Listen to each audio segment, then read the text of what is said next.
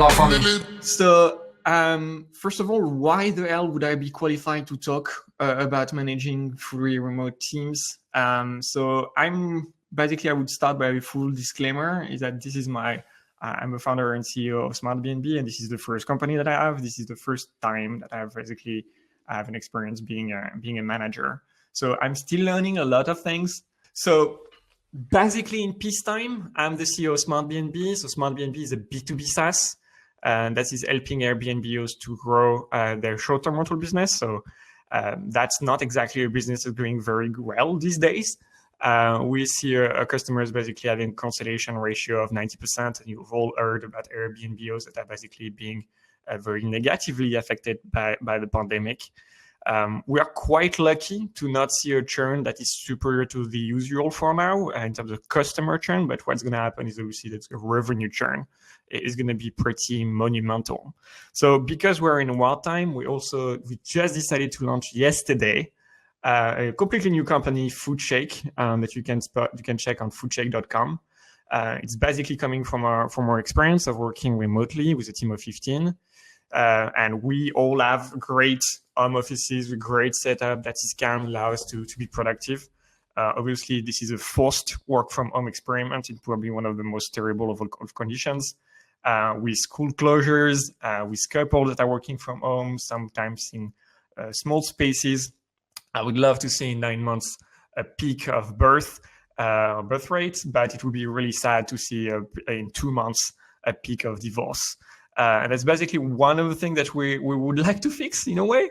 Footshake is fundamentally a marketplace for employers that care about the employee at the age of COVID-19. So it's basically a way for employers to offer their employees a home office that is in their neighborhood that used to be an Airbnb listing and can be converted very conveniently into a separated home office as an extension from the employee's home, where they can be on their own, completely alone, with a proper workspace, a comfortable chair, great Wi-Fi, a self-check-in option, and a coffee machine to actually be productive. So we just launched yesterday. It's something that we built in 4 days. We already onboarded 3,000 listings in less than 24 hours. And so we're looking forward to basically start working with employers already. So as I've said, we basically are a remote team of 15. So this is basically the picture that we took yesterday for the launch of Footshake. So this is basically what the team looks like. This is what social interaction looks like. So in a remote team, nothing that I'm telling you, that I'm teaching you. That's basically what your life is these days. Smart B&B has always been remote since day one. I literally coded Smart B&B from my bed for the first year. My story about recruiting is really that when I first wanted to recruit, I wanted to recruit someone that was from another time zone, specifically in Asia, so that basically our customers could receive answers for customer support while I was sleeping. And so I could keep going on the engineering and product side of things. So I recruited someone that was based in Malaysia. And the next one was someone that would do customer support in Europe. So I recruited that person in Portugal. And then we started recruiting developers, and that was in Serbia, in Czech Republic, in the United Kingdom, in the United States. And now we also have offices, in a way, in Turkey, Estonia, France, Romania, Germany. And the latest recruit that you see just at the bottom of that picture is Marina, who joined us this week. Great timing. And who is based in Sao Paulo in Brazil. So as I said, this is my first time. I'm a first-time founder. This is basically my first company. I have some experience being a manager for the past 2 years. There's definitely a lot of things that we still need to figure out, and I think that's a good thing. So if we also kind of have fun. So this is a literal Footshake, basically taking 10 minutes to have something like that. It's very difficult. It was probably one of the hardest things to manage and to communicate properly. That was a good exercise in communication. So we can be remote, but we don't have to be distant. We are definitely experts at physical distancing, but we are very much fighting every day and for the past months and years on basically not having social distancing to basically make sure that we have a good organization. So I want to start with a secret hack for remote managers. So I'm sure I will have all your attention. You will, in this presentation, be initiated with the dark and mysterious arts of remote team management. I will give you everything. Yeah, kind of. One of the great joys of working remotely is that you no longer have to care about borders, or not that much, and you can hire people from all over the world. So you can have people from different cultures, people that speak different languages. And when they start talking, there is something magical and deeply emotional that is happening. Is that you see the lips moving, but there is no sound to hear because just like every remote worker, they are muted. And one of the greatest joy is to be that person to say you're muted and then imagine the wide range and variety of swear words that they're going to be using. So the first remote hack is how to mute/unmute yourself on Zoom like a pro. There is this hidden setting on that is called Enable Global Shortcuts. You can go into your preferences and tick Enable Global Shortcut to mute and unmute. And what it means is that when I'm going to type F13, I'm basically going to be unmuting or muting myself. So that means that I can basically go and work on my email, check Facebook, or God forbid, work, while someone in the team is talking in a particular meeting and join back in the conversation whenever I feel like it. So make sure that this doesn't happen to you. Don't be the one that is told that you're muted once again. There are some of those shortcuts you may see that are kind of nuclear weapons, such as, for example, mute everyone but the host. I think those shortcuts should definitely remain a rare delight. You kind of can, I don't want to have a conversation about why I did that in my team in particular. So, okay, let's get a bit more serious. Let's get started on this talk now. So it's always funny for me to talk about managing, and I always want to start from two truths that are relatively well known and applied to companies and managing teams of any kind. First thing is that employees don't leave companies, they leave their managers, which is something that everybody knows. They don't leave bad companies, they don't leave bad products, they don't leave bad customers or bad compensation, they leave bad managers. The funny thing that when you leave a company, it can be for just one person, but when you interview for a new job, as an employee, you want to join the team and not work for the manager. If the employees or candidates want to be convinced that the team is doing something meaningful, doing something impactful, something that is aligned with their culture. That's my first truth. And the second one is that employee retention at remote first companies is above 90% plus, often a timeline of years. So for the average San Francisco Silicon Valley company, that's a rotation rate of 50%, which is also kind of cultural to the US labor market.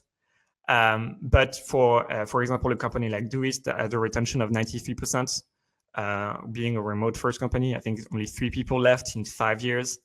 And in our case, 1 person left in 3 years for a team of 15. The thing that it basically might convey is the fact that managers in a remote team would be absolutely amazing. And I have to say directly that there is no school of remote team management, and there is not really a benchmark. There are very few people that have experience managing teams for decades. But the problem that happens in remote is that it comes from a place of struggle. You don't have an answer to how do you manage your team in this kind of setup, in this kind of environment. And because there is a struggle, and there is no ready solution that exists in the wild, you are forced to think about how you're going to manage the team first. And that forces a discussion every day on how do we manage something there. Noemi, can I continue? Okay, I'm going to keep going. I cannot, unfortunately, read the questions at this point. So managing, there are a lot of things that attach to that. I'm going to try to touch on a few of those. So recruiting, very briefly, if you're here, it's because you chose not to go with Rodolphe, which is absolutely amazing, by the way. But I'm going to touch very briefly on recruiting, especially, unfortunately, in spite of the current environment. I'm going to talk on compensating, talk on onboarding, talk on how you organize meetings and one-on-ones, and obviously how you maintain morale. But this basically will not be covering what really matters, and what matters, as always, is values. This is basically the 3-4 things that you need as a full-time remote manager to be thinking about every day. Obviously, there is no organization that works remotely with that or no organization at all that works with that trust. But here for remote is basically a different level. There is no way that I can check for anyone in my team that they actually would go up to work. And if they basically don't want to, I don't have, obviously, there is no social constraint or whatever. They're still going to be in their bed. They're still going to be in their office, in their home office.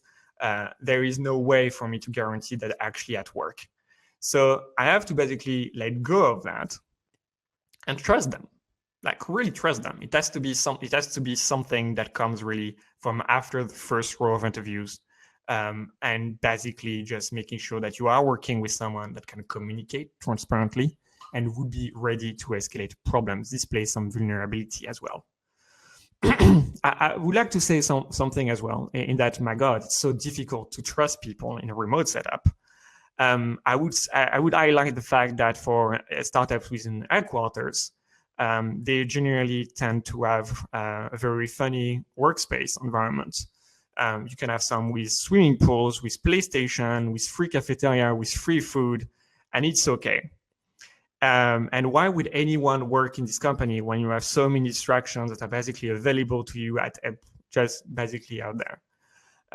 In the remote in a remote company, it's basically the same. You do have all the distraction as well, and still people work. There has to be some kind of mystery there. Well, it goes from a very far more, I would say, selective approach to recruitment as well. We need people that are mature, that are self-aware, that are not going to be conformist necessarily, that can stand up for themselves and are perfectly okay sharing their vulnerabilities. That means, for example, if we're recruiting an engineer, it's almost kind of secondary that they actually know to code. We first want them to be able to grow in a remote environment, and that means basically being able to communicate really well. And we have failed candidates that were amazing technically, and we have fired candidate people that basically would not be a good match and are not ready to work for a remote setup. They have the value, obviously, is transparency. So one of the great things, for example, is that GitLab as a public handbook where they document everything that they are doing. They also, for example, go to the level where they write publicly what their policy is going to be when they want to acquire a company. They communicate they share tools and tips, and they basically communicate internally on the revenue, the growth of the company relatively often. Buffer is also a great example of transparency. They are famous for the CEO, Joel Gascon, to share their financials publicly, quarterly or monthly. They also share completely their salary for every member of the team. We'll talk briefly about that. They fundamentally completely lifted the corporate veil. Everyone can have a look at the internal company structure and financials, just like if they were kind of low-level auditors. Transparency does have an impact for individuals too. Sorry to interrupt. I actually have a couple of questions from Adrien. So the first one being, don't you think that actual remote work, when it's currently organized, said with a good manager, is much more efficient because people are happier and more productive? And the second one being, how do you lack of small talk? So people meeting around, which is really important for some people. Yeah, absolutely. So on the first question, so about efficiency and happiness, definitely that is the case. I mean, you do have, that's basically kind of a full thing that I had. You are going to work in a company with teammates that are fundamentally going to rely on efficiency, and being happy is part of being efficient. You cannot be efficient at something you don't like. So that's why you recruit people that are also going to be passionate about what they are doing. What I always say is that we want to recruit people that if they were not recruited by Smart B&B, they would still be doing exactly the same thing. So they're just basically having the way to offer that individual with a team, with support, and obviously some compensation. And obviously necessarily the environment is probably something that comes first to basically manage and kind of grow the happiness about working in that particular field and particular art. So I'm not sure what was the question about, but I think definitely we absolutely agree. On the second question, sorry, Noemi? Up. Sorry. How would you regress the so-called lack of small talk, chit chat, coffee machine? We basically schedule them. That's basically something I wanted to say as well. Is basically we schedule those talks because everything is intentional. So that's basically is the next point that I wanted to make about kind of values of management. There is a joke there. I'm just going to say, and sorry if basically it's upsetting, but imagine two young fish swimming along.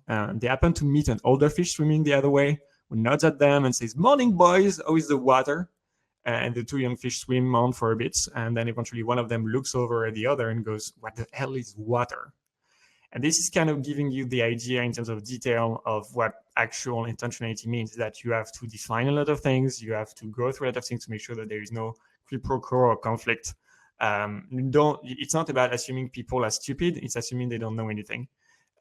It's basically making sure that they are fully aligned on what's going to happen. And the great thing about remote work is that it forces you to do that very early in the growth of the company, and that makes companies that are ready to scale a lot faster. But fundamentally, in remote, nothing happens by accident. Everything is designed. It happened because someone wanted something to happen. That means you need to reproduce definitely some aspects of work that would not happen if they did not exist by design. So that means creating opportunities for random discussion. That means creating talks to the water cooler conversation, coffee machine conversations. And it will require a lot of time and effort to actually care about basically this fight against isolation, in a way, social isolation within a remote company. You don't want people to be distant. You want to create a resilient organization. And a resilient organization, you don't discover that at a time of crisis like today.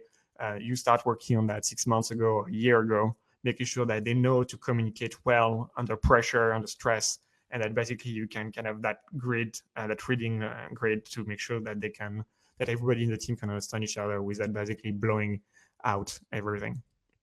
So the kind of three values: trust, autonomy. This is fundamentally what remote work is optimized for. Transparency, this is a requirement. Heavy dependency. Intentionality is what actually the manager needs to keep in mind every time for the real problems that are faced with managers. And efficiency is not a value because it's not something you can go against. I don't think you can create an organization that decides to be not efficient. But this is basically going to be a mindset that will be shared by everyone.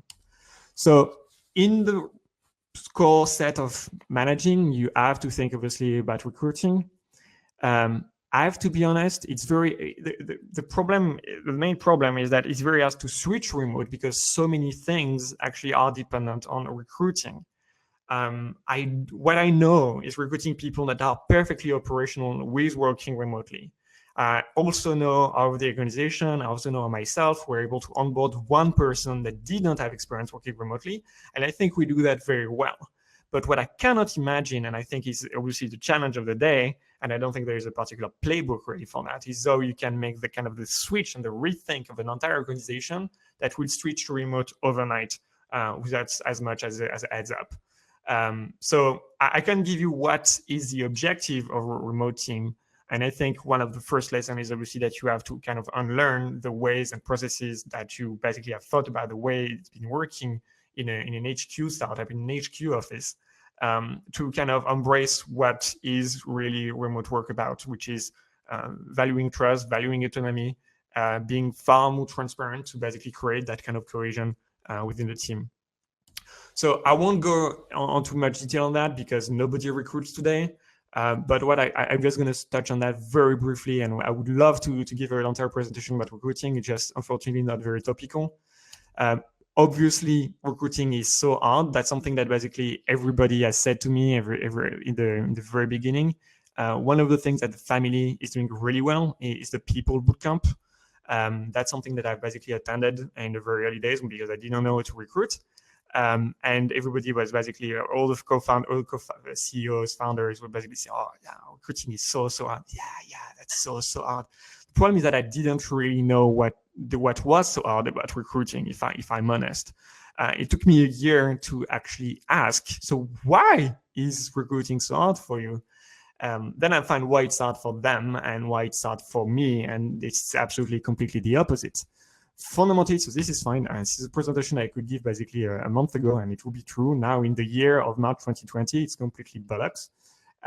Basically, the Stripe survey was explaining that there is a long time ago, like last month, there was more capital than talent, and remote work is fundamentally, in my view, the act to fix it. So obviously, the main problem for startups is for SaaS startup like mine, for example, is to have access to developer talent, to be able to recruit developers. And I'm just going to share you the numbers of what basically makes it hard for me. What makes it hard for me is simply the volume of applicants. So we are a small startup. Nobody knows us. We don't do any kind of marketing. We don't even have a marketing person. We don't focus on employer branding. We do have on average 210 applicants per week for any position that we push, including for engineering positions. Everybody interviews, so that means the CEOs, CTOs, and everybody like engineers or customer support person, depending on what the role we interview. And we basically have an applicant success rate that's basically extremely low because we can have completely unrealistic expectations. I used to joke around that. I'm actually no longer allowed to. The last recruit that we have, Marina from Brazil, actually has an MBA from Yale, and she's working customer support and business development at Smart B&B. So basically, I'm not sure if that was a mistake or not to recruit an MBA. That's basically the first rule of recruitment for startups that you don't hire an MBA, but it's basically something that we can have access to that normally would never be allowed, simply because we would not have the cash, we would not have basically the kind of channel to reach very talented applicants that have been vetted heavily before. So what it means that we don't have to settle on our recruitment. We know we can hire senior people that have basically been doing exactly what we wanted to do, or basically want to go in the same direction that we want. And we are generally always pushing expectation further at every round. So we can even do something crazy, like for example, fire excellent developers because they are not strong cultural fits. And I think there are very few companies before them, like last month, that could actually do that.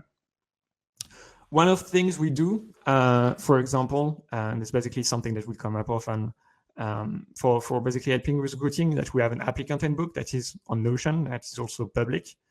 So you can go on AngelList on angel.co, look for Smart B&B job ads, and you have a link of that. And it's basically, it kind of helps candidates also be interested and discover what we are doing. Something that obviously is kind of a career page. And I think this is basically very important in a remote organization to kind of display that, yeah, we can be remote, but we're not distant. And we basically kind of promote people that will be able to look into documentation, which is kind of a trait that we want to have. And this goes, as we were talking a bit earlier in the beginning, into quite a lot of detail. So we explain what the interview is like. We explain they don't have to be freaked out if their pets are basically on the screen. We advise them obviously on going into a space that's going to be relatively silent, where they have good connection, and we tell them that we will be waiting for 2 minutes is a normal waiting time, because this is basically a meeting where there is no excuse like I was stuck in traffic. This is generally something that they can attend without a lot of problems. Just let me check if there are any further questions. For 1 second, no. Fantastic, so I can keep going. So compensating, yay! Let's talk about money, everybody's least favorite subject these days. So obviously, I'm explaining again how things are going in peacetime. In wartime, there is no playbook. You basically fight with the enemy anyway, and there is no plan that survives contact with the enemy. So the principle of compensation, it has to be transparent. It has to be public. So that's the case for us. It's public internally. And that means everybody knows how much everybody else is paid. And this is from that spreadsheet that basically we pay people. So this is actually something very serious. There is no like backtracking. It actually goes to the level of seriousness where basically some employees are like in-house auditors, independent auditors, and they actually do have access to the bank account, and they can check that basically that the bank account is exactly the state that I basically represent at every meeting where I discuss that. So it is transparent, it is public. That creates some very funny reaction. Obviously, I think Europeans are generally more equipped with basically a salary grid that is transparent, and Americans are absolutely not. That's basically something I've learned. I always had the assumption that Americans love talking about money. Yeah, no, it's not that. When they start seeing that their compensation is going to be made public, they're basically extremely, it becomes extremely difficult to negotiate that compensation, which basically kind of puts a burden on you, the manager, to come up with a fair offer and to not abuse that superpower too much. But also it kind of kills immediately any kind of business politics because you know how much everyone is paid, and you know that you are paid according to the same factor. You know that you can check, obviously, the formula to make sure that there is no deviation, and you can basically absolutely question why is that person paid more, etc. And those are questions that I'm perfectly happy to answer, because every time I'm hiring someone and there is a first team meeting, we basically discuss the compensation in front of the entire group and explain why. So this is basically something that is very strong culturally. But I don't think you can build any kind of compensation grid on the basis that it will not be transparent. So that basically creates the need for an actual salary grid for everyone, because you won't be able to do math to review things in the details. You need to basically come up with something good already. One of the first... Sorry, go ahead, Noemi. Interrupting, we've got a couple of questions. So the first one being, how different do you think is a working style of someone who's been remote before or someone who has no experience in remote work? Yeah, the difference in working style. Sorry, I'm gonna go with the screen, so I'm gonna stop the presentation here to make sure that I can see it.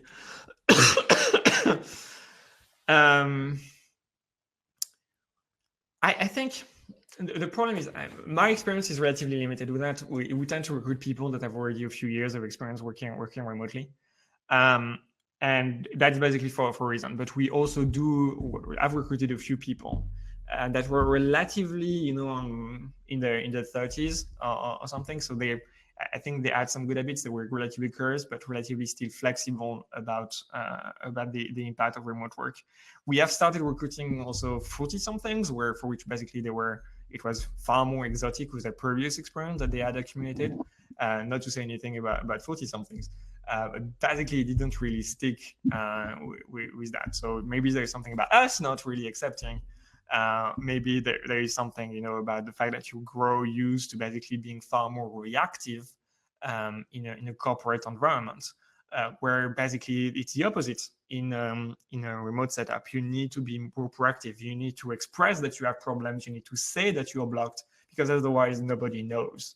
It's like the tree, and if a tree falls on the forest, basically if you're not there to watch it, has it really fallen?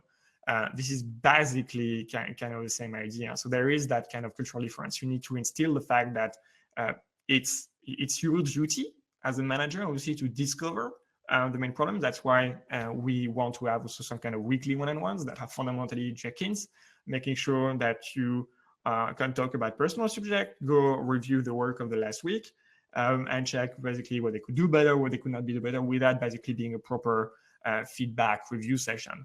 Basically just a one-on-one contact where you can basically push a little bit on things that matter, but without really having the time to go in depth. What about cultural differences? Is it the thing that you intentionally think about, or is it not such a big thing? Oh, it's extremely important. So a product designer is Turkish, is probably the only Turkish introvert. And our product manager is Estonian, and she must be the only Estonian extrovert. There are basically communication issues every day. But first of all, the thing is, English is fantastic basically at alienating differences. Everybody not being non-native, you basically have to communicate in the same plane with the same kind of experience with the language. It forces everybody kind of to craft a particular idea. I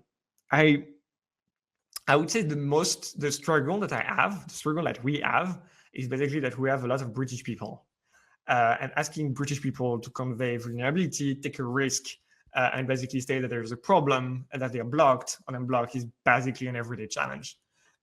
So there is basically a part of the team that's based in the UK and that are British. And that's basically what we're struggling with, is kind of have to ask them to remove the British ship and kind of be honest and be okay with sharing what they really think, which is, by the way, something that we don't really experience with continental Europeans.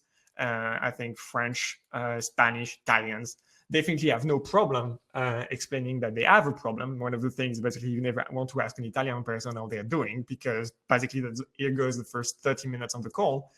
And you basically have to fight with that. But also, let's be honest, this is what makes it fun. I've always been working on environment before working at Smart B&B. I've been working at the European Commission. I've been working at the European Court of Justice. I've always been working on environment where basically you have to handle those, and it makes you discover a lot. One of the great things, ask in your company, when is Christmas? It's a question that you know the answer to, and you take that as obvious and granted.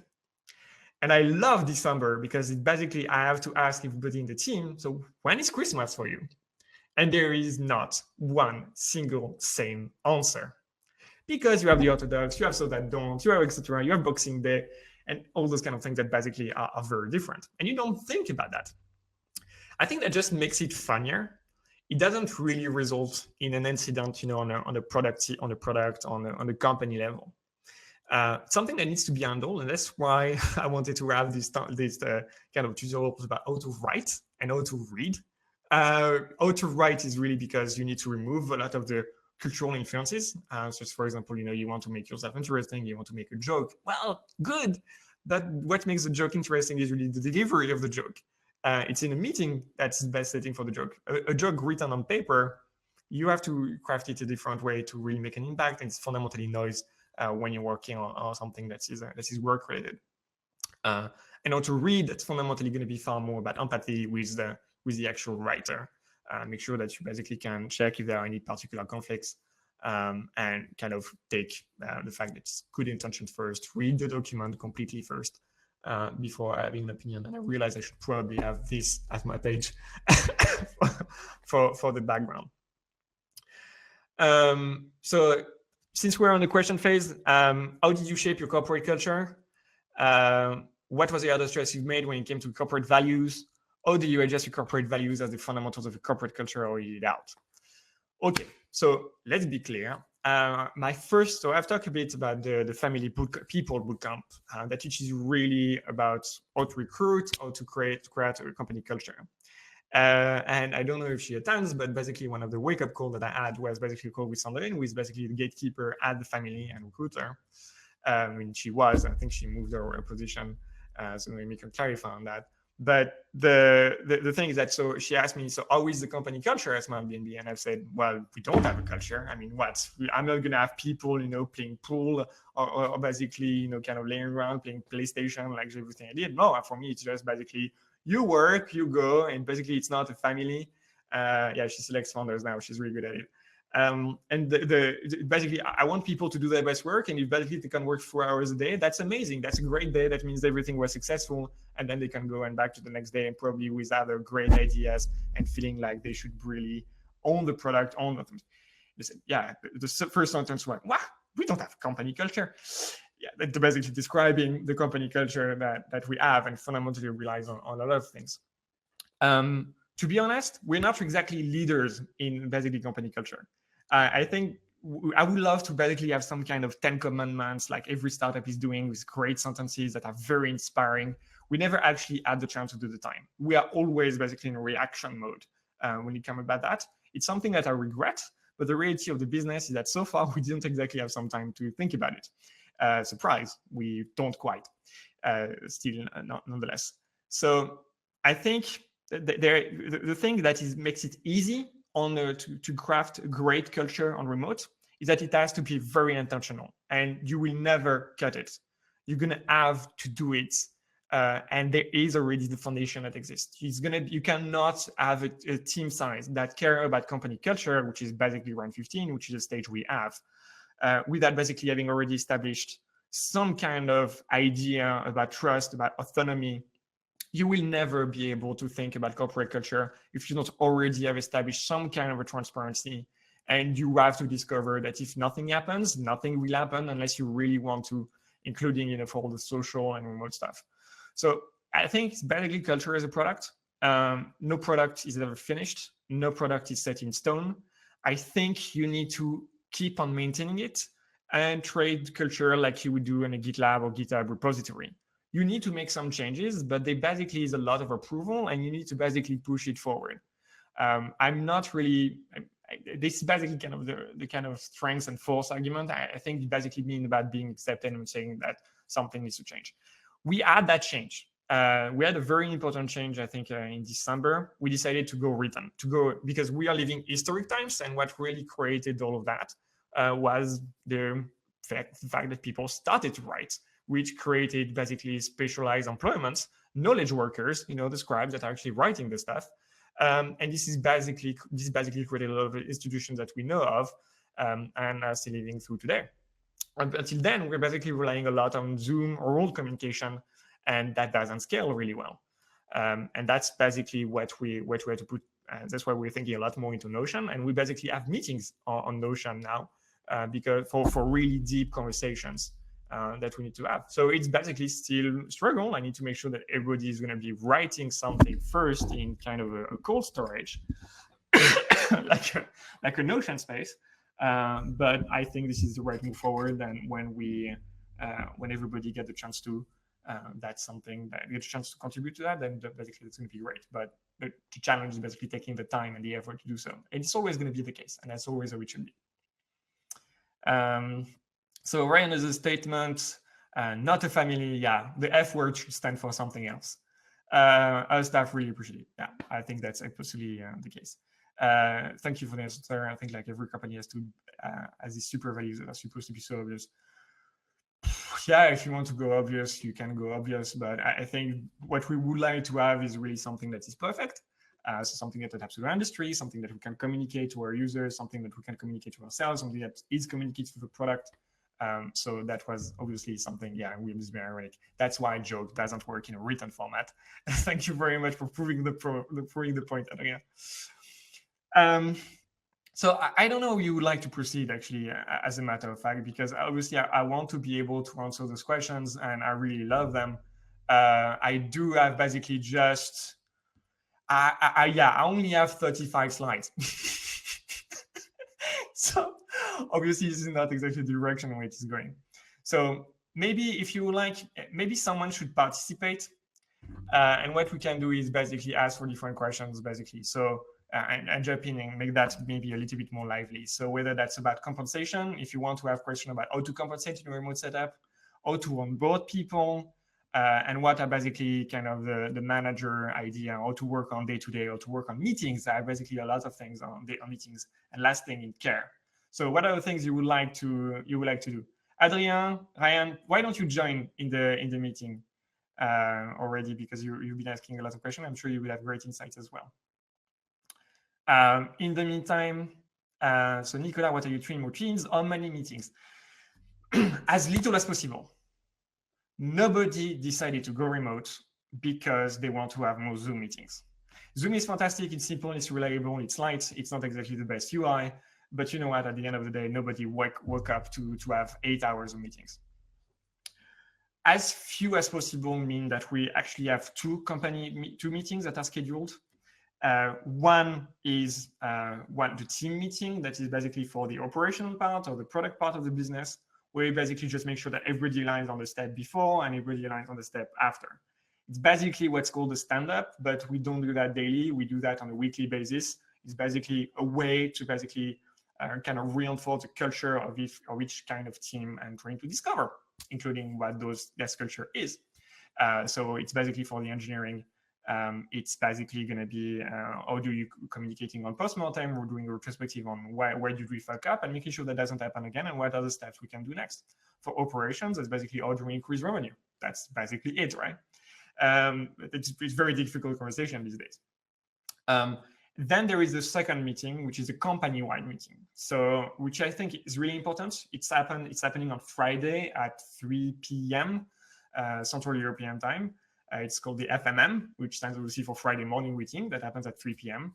The idea is that we basically go on a set agenda. It's always the same: business updates, financials. I give them how much money in the bank account. Now we think basically about runway. We talk about revenue. We talk about basically what is the response to customers. Then there is a Matthew with sales. What is the pipeline looking like for the more strategic customers? Then we go on customer support issues. Then on product roadmap, or are we doing in terms of, not in terms of planning, but simply what are we working on, what are we building, what's next, what's to come, and then engineering on what the work has been today. So it basically makes sure that everybody is kind of informed about it. Those two meetings are not ideal because they're fundamentally about status updates. But I think it's, if you don't have those, you don't have the kind of alignment that goes from that. And it's still a social time. And we need to take care and take every opportunity to have those social time. There are some rules. There's rules basically for the meetings. There is always going to be an agenda. We want, when there is a meeting that's basically not going to be something relatively like those team retrospective, we want to always brainstorm. And those meetings have to be 1 hour max anyway.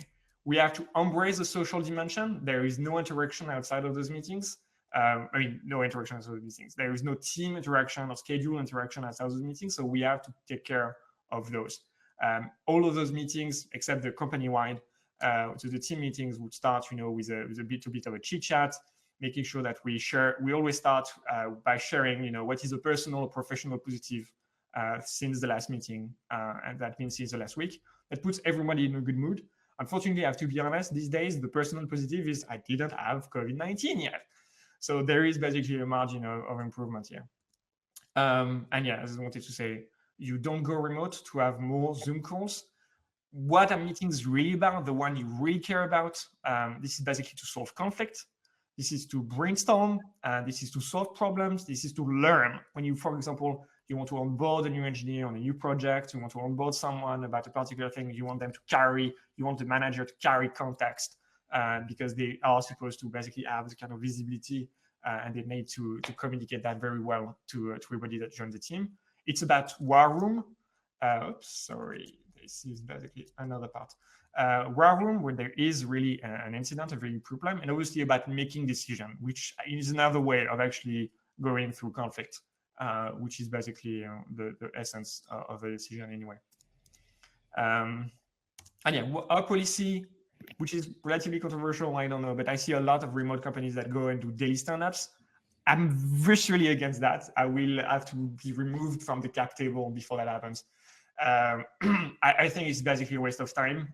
This is kind of reproducing the kind of rituals that are happening in an HQ company that basically don't bring value. I would personally, I would feel offended of attending a daily stand-up.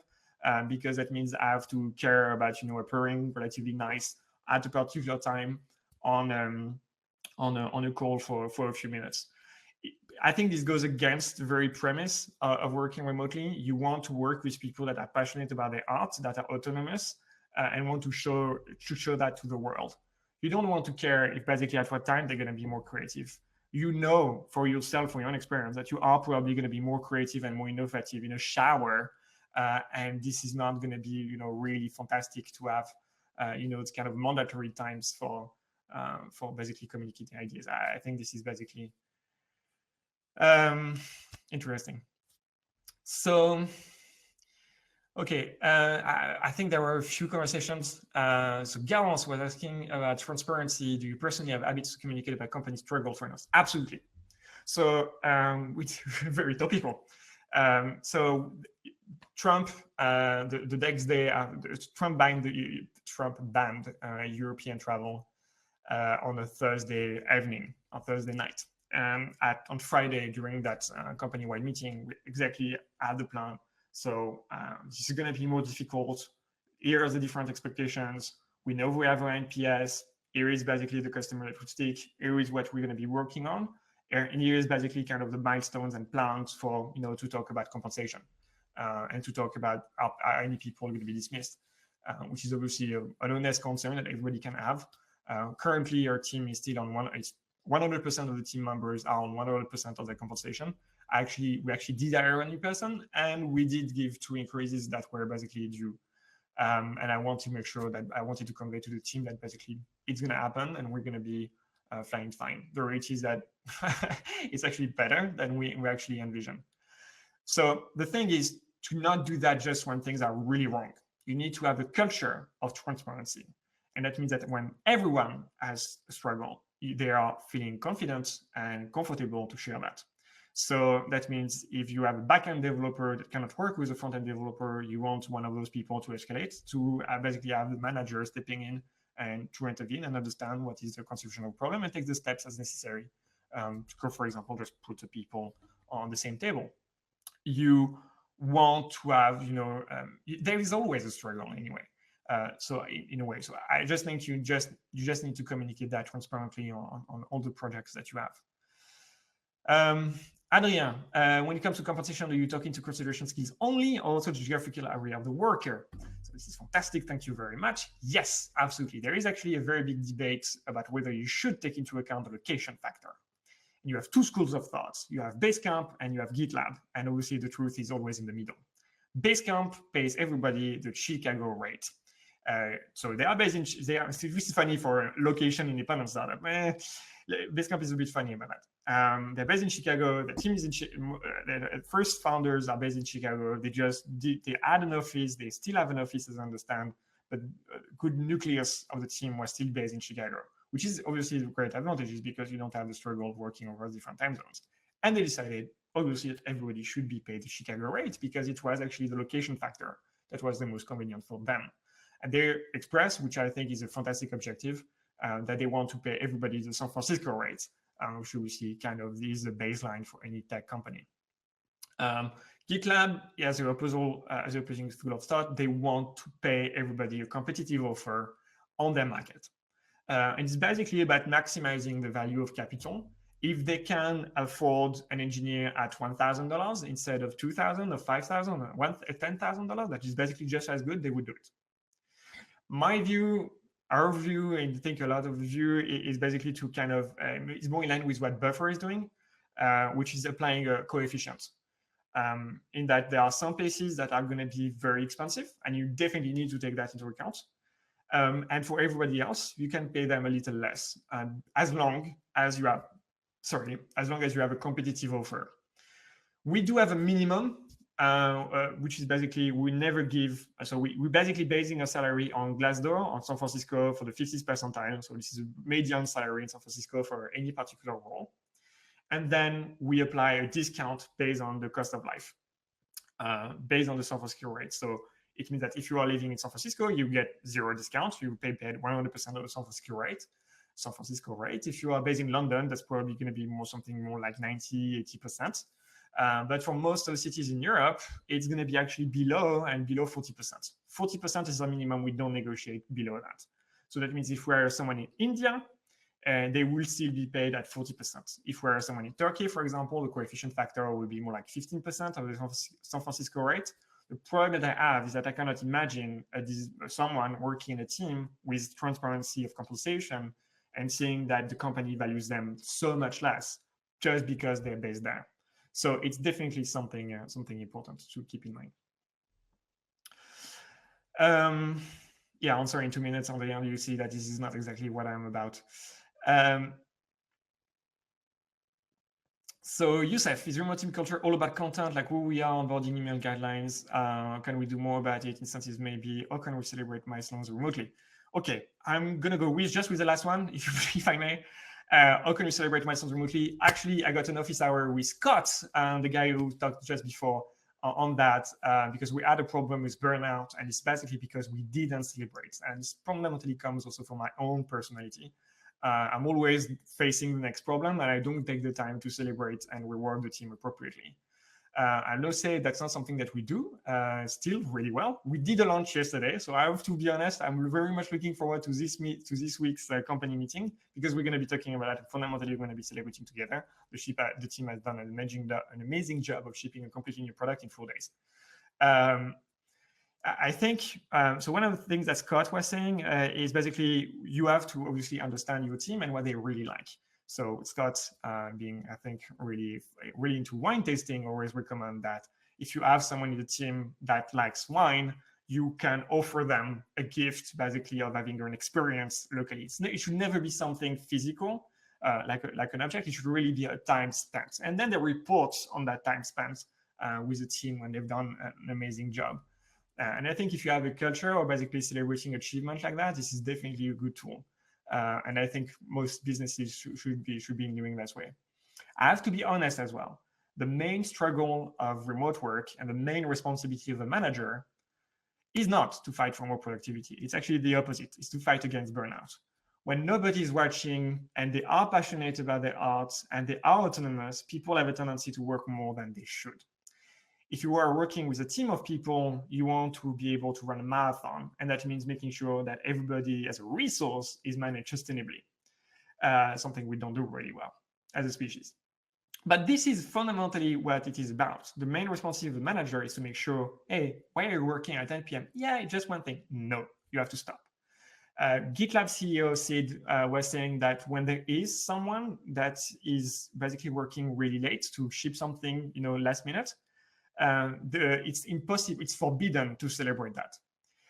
You can say a word of appreciation, which definitely would be very appreciated, but you can never reward that publicly, because otherwise you create a culture of working to the bone, which creates ultimately a very unresilient organization, because people are going to burn out, you can drop, employee attrition is going to drop, and then you spend 50% more of your time hiring, just like every Silicon Valley founder, because half of the engineering team is changing at the end of the year. So I think the celebration of milestones is a very important question. It's a bit upsetting that as a manager, you kind of know you have a framework. I mean, I know that for myself, I have the framework basically on answering a fuck up, step off the keyboard and take a deep breath and realize that, you're not running a company, you're fundamentally running a school, and you have to educate everyone about it. I just think that celebrating milestone is something that needs to be more on the forefront of the mind of managers. Okay, I don't see any further question. Are we doing on time? We're basically completely Noemi, come back. I think this is basically the time to end this presentation. Sorry. So guys, we normally have time for like maybe 1 or 2 more questions, if you have them. Or maybe Pierre-Camille, you want to share some like last tips that you have? Hello, Ryan. Hey, thank you for joining. Hey, it's kind of more of a comment. We're at Smileback, we're kind of just going from partially remote to obviously now fully remote. And one of the challenges we had, so we're not having any trouble with people kind of just doing the hey, how's it going, the quick check-in with each other. Yeah. Or the work meetings, like all that's kind of going well, but what's been missing is the middle for that, which is like the getting to know people a bit more deeply personally, and the kinds of things where someone tells a story like over lunch and that type of thing. And yes. It's like this sort of 10-minute story. There's no room for that in the check-in or the kind of work meeting. No, there is not. And so what we've done is adopted. I would add, sorry, William, it should never be with a manager. It should be because the job is about building a resilient culture and a resilient organization. So it has to be between peers. Yeah, totally. And so what we've done now is we've got weekly all company demos, like 45-minute demos, and we're kicking those off beforehand with a format called lightning talks. And it's anyone from the team has 7 minutes and 7 slides to talk about something that's interesting to them or whatever. We found out one of our team members was like the -- ping pong player in the country as a kid and stuff like that. Things that you wouldn't know about, kind of, like just from the catch up, and that wouldn't come out in a work meeting. And then giving them that concentrated time to kind of tell a story that's interesting to them, but it's like 7 minutes, 7 slides, and 3 minutes questions. And that's been working out really, really well. And we've been able to kind of learn more about our teammates that way just in the past few weeks. So I just wanted to throw that out there as a. I think that's a fantastic idea. I'm probably going to ask one of our team members to kind of go through that, because actually I think that would be completely warranted. I would just have a remark is that basically this is just a one-off. This is fundamentally when you onboard someone or when you realize that you don't know that about people. There is a tool that basically every remote company, I think, have to make that recurring and to basically have those water cooler coffee machine talks, which is a Slack bot. Slack is terrible for remote work when you go work asynchronously.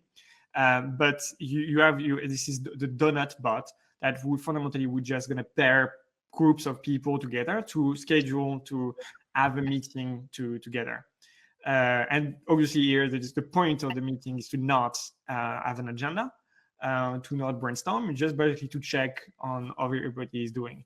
So there was this. We decided to move away from that because it was just, at one point when you start to know each other, unless you're recruiting 5 people a week, then it start to get a bit tiring. But we always have breakout rooms on Zoom after the end of the company-wide meeting where we kind of give for 30 minutes each other updates, and we are pretty energized because there was already the meeting. So it's not like a cold donut call. It's a warm call with everybody, and we, after reflecting on the work of everybody in the team, it kind of gives a private debrief on that. But it's still fundamentally based on the personal dimension. But yeah, I think that's a very good idea for the onboarding as well. Thanks. Just wanted to say that. Thanks a lot. Great talk. I'm just gonna have, if I have 2 minutes, which is basically just holding time, like I would do for toilet paper. So obviously one of the great tools that works in a remote team is having retreats. So it's something that's very unfortunate at this point in time. I think we wanted to organize a team retreat for everybody to join. This is obviously something that is a fundamental time in the year. This is where you escalate and you kind of celebrate for all the milestones that have been accomplished, and you communicate, you kind of decide also on roadmaps on what are the objectives that we want to do in the next 6 months. That requires obviously a face-to-face communication. So we wanted to go to Iceland. And that's unfortunately not going to happen. So I'm very much looking forward to basically having all those flights coming back and not coronavirus issues. This is also a tool that our managers need to use. There are some conversations that you can have, obviously, on a remote over Zoom calls. There are some discussion that you can have on a document on Notion, but there is definitely always the added value of working for a week with all teammates, with everybody in the team on the same place. Generally, we try to have something really comfortable, whether that's a nice hotel or basically a villa where you can have swimming pools and all. It's basically all the budget that we don't have in office. We throw it in at once on flights, on hotels and Airbnbs. And this always has been a fantastic time. Which is a healthy remote organization, fundamentally always is thriving for contact and meeting face-to-face. I think in in-office organization sometimes is the opposite. I think that basically says a lot about the need to find a lot of balance, which is basically probably going to be my last word in this session. It's a good one.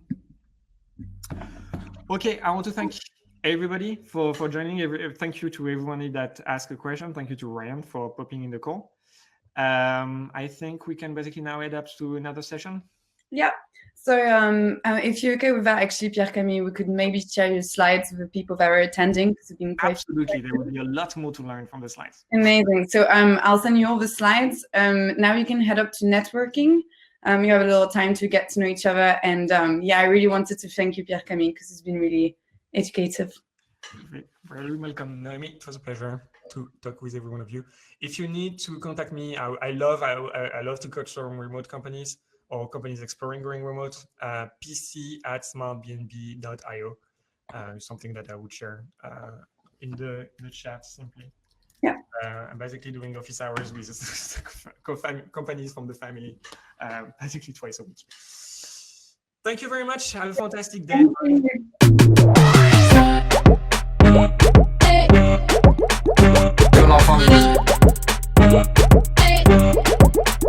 Que la famille.